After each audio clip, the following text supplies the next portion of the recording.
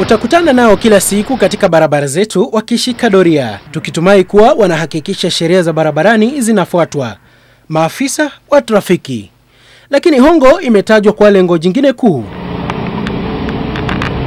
Swala la ulaji rushwa barabarani likitajwa hatuliwazi zaidi. Lakini ni nini kinachowasukuma madereva na utingo wa magari ya uchukuzi wa umma kuwapa maafisa hawa hongo? Wengi wao wanataka kukula hongo, wengi wao wanataka kula usuluhisha mambo njia ya nyuma, na wanapea challenge kama hiyo. Hata wakati mwingine sio kwamba umekosa. Hapa najua sisi hakuna check tunaandikaga. Sisi tukakuwa na pesa. Akisimamisha gari ya abiria kila wakati, anasimamishanga akijua pesa ziko kwa mfuko. There's no way that tunaandika check ataenda kuchukua bank. Kwa hivyo atakuwa mkali kwa mimi badala ya mtu wa personal, na watu wa personal wanakuwa na makosa mengi sana.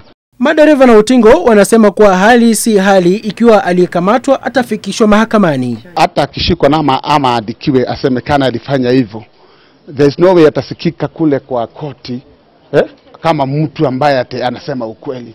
Ule atasikika ule ndiye ofisa wa polisi, na akisikika yeye utahudumiwa vile wanataka kama koti. Wengine hufanya hivyo kwa kuhofia kupoteza riziki.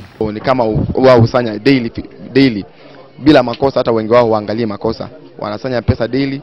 Unafika mahali ukiona askari hata bila makosa lazima utoe shilingi 50.